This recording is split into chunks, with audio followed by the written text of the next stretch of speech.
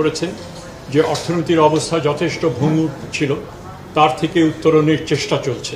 যেই পরিমাণ দাবি ছিল তার যৌক্তিকতা নিয়ে আমাদের কখনোই কোনো সংশয় ছিল না। অবশ্যই যুক্তিযুক্ত দাবি ছিল, কিন্তু সেটা পূরণ করা ছিল অন্যান্য শর্ত সাপেক্ষে আমাদের সম্পদ কতটুকু রয়েছে সে কথাটাই বারবার আমরা বলেছি যে, এবং সেই পরিপ্রেক্ষিতে অর্থ মন্ত্রণালয়ের ছাড় অতীতে যেটাই পরবর্তীকালে তারা যেটা দিলেন 5%, এবং সেটাই আমাদের পক্ষে এই বাজেটে সম্ভব, সেটাই আমরা বলেছিলাম। কিন্তু আমরা মানসিকভাবে আমরা সকলেই জানি যে এটা আরও বেশি তাদের প্রাপ্য ছিল। তারা সেই দাবি দাওয়া অব্যাহত রেখেছিলেন।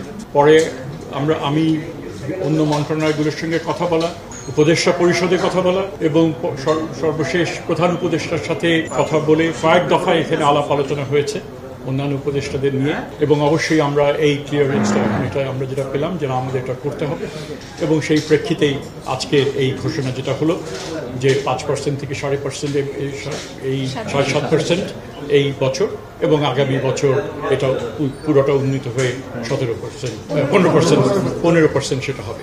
সো আমরা খুশি যেটা হয়েছে, এবং আলাপ আলোচনা হয়েছে, এবং সবকিছুর প্রেক্ষিতে গুরুত্বপূর্ণ এটা একটা অর্জন এই সেক্টরের আমরা মনে করি, এবং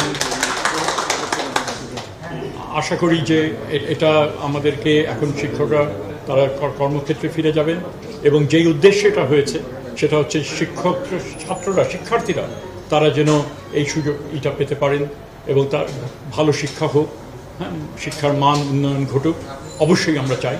এবং আমরা আশা করি পরবর্তীকালে সরকার যারা গঠন করবেন, এই যে ধারাবাহিকতা, এই প্রেক্ষিতে শিক্ষার্থী আরও উত্তরোত্তর তারা অন্যান্য সুযোগ সুবিধাও তারা এটা দিতে তারা অপারগ হবেন না, এবং এই ধারাবাহিকতা তারা বজায় রাখবে। আমরা অবশ্যই মনে করি এর প্রেক্ষিতে শিক্ষকদের ফিরে না যাবার কোনো কারণ নাই।